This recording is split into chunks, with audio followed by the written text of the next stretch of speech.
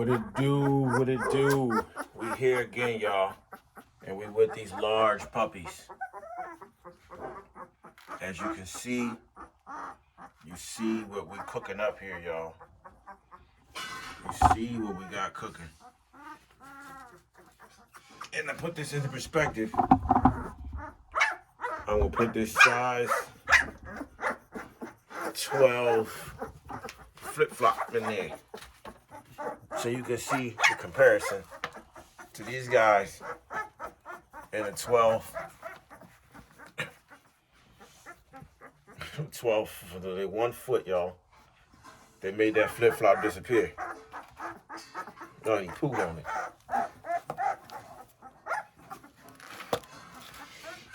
This is what they do to a flip-flop. This is a 12-inch flip-flop.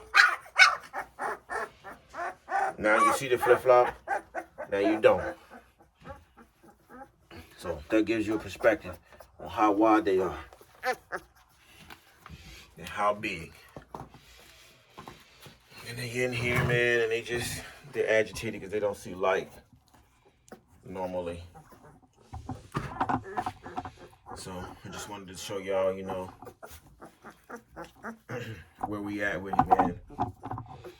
These are going to be 130-pound females. Easily. 130-pound females, easily. In the XL game, the bully game, it's all about who has the biggest, baddest dog. And that's just the truth. But just imagine if you have the biggest, baddest dog that can run, that can function, that is healthy. And just imagine you produce that dog. So, you know, it's just what it's all about, man. It's about your productions and your advancement in the game. You know, this is insane, the size of these puppies, y'all. Insane. And they agitated and they crying. And they're huge. But I finally was able to bring out that GD-K9, those big baller blood genes, those blue giant genes. So, you know, I was able to bring those out.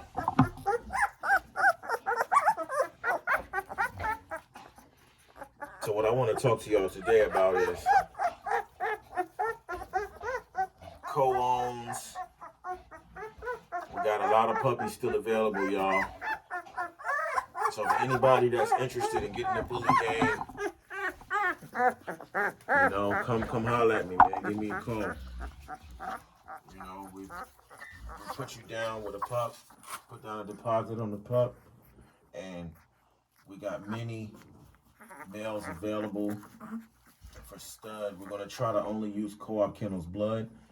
We also have a bossy blooded dog here that we can use for stud. We have some pockets, pocket standards or pockets, and we have some XL females and some males available. And you know, if y'all want to get down, let me know.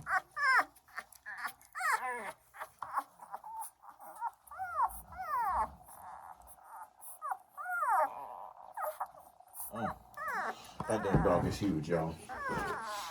What I want to say, man, I just want to say, man, you see where we at, man, the progression.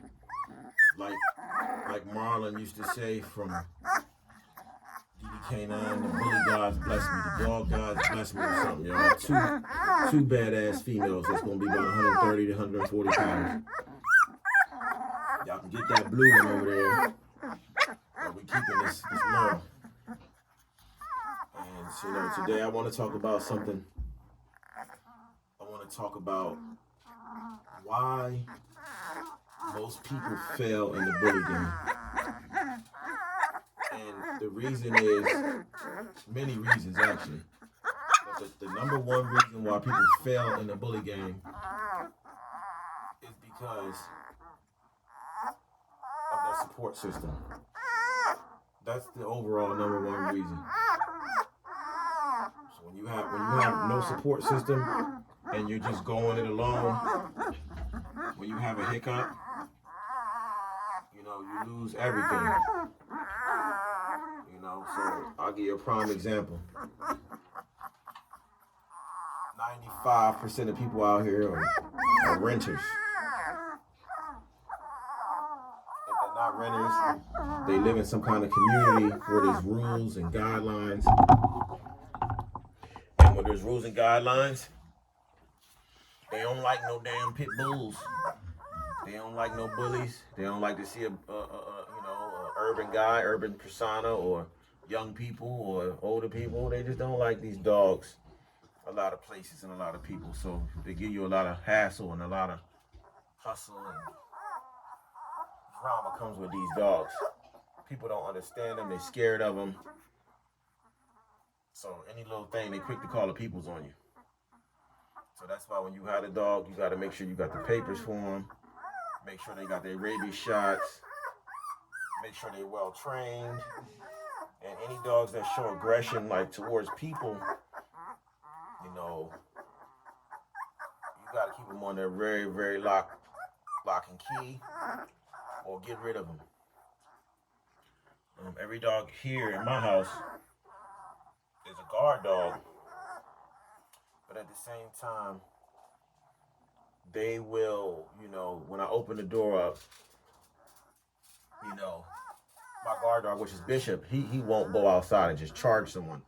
His first instinct is to just stand at the top of the steps, you know, where he feels more comfortable, and, you know, he just wants to hold down his territory.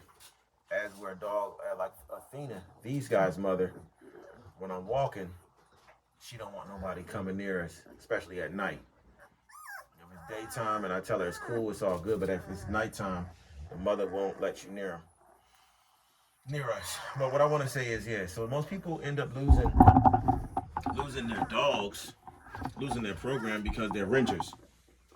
And something happens, they have to move, the landlord gets wind of it, the apartment complex gets wind of you having a dog, or whatever the case may be, and they end up losing their dogs. So it brings it back to having a strong program or a strong group of people, moral support system, or just being involved in a large group or strong group or committed group. When something like that occurs, you can possibly have plans to have spaces where you can put dogs, and you can hurry up and move the dogs out of that place, you know, and move them back as needed. Or if you end up losing all your dogs, you still got dogs out there in the public. So like right now as we speak, I know the other day I told you guys I had 3 males, but I was mistaken. We got 2 males off of Snow. We got Snow's brother, and we also got Snow's grandbrother and Snow's son. So we got 5 males out there that are produced by Co-op Kennels. And if I'm being real honest, we got 6, because we got another Merle dog that's produced off Snow. So we got 6 males out there that we can use at any given time. So all we would have to do to keep our bloodline going, if worst case scenario occurred, is get the biggest, baddest female we could find and breed with those males that were available.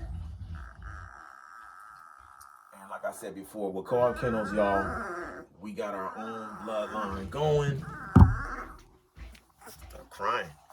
These fucking dogs, they spoiled. Brats. I'm gonna call them the brats. Co-op Kennel, we got our own bloodline. So at this point, you know, we got our own bloodline. So anybody that's thinking about joining the bully gang, man, you can join it with us, man. You can join Co-op Kennels. We got a lot of dogs ready for co-owns. For the XLs, like I said, we got 2 Merle XLs available for stud. And we got multiple other colors. We got a bossy lilac tri for stud. And we got a lot. We got a chocolate, we got a pieball, and we got 2 Merles. 1 Merle is just a puppy and 1 Merle is full grown. But we might not be, really necessarily using that male, because he's at a whole different another camp, and we're not really working together. So I can't really, say per se. But we got Merles out there that are available. Let's just put it like that. And we got a dog named King Cooper. He's a black golden brindle. Very rare. Very, very rare. And what I'll say is, the most people fail because they don't have a support system. And you need that support system because things can go wrong. You might make a mistake. If something happens and I was to lose all my dogs, I will have more dogs back in an instance. Because I got dogs out there and I got partners in the game that are breeding dogs. So it's always something on the works on his tables. So I would never be in this position where I lose all my dogs. But what I want y'all to understand is,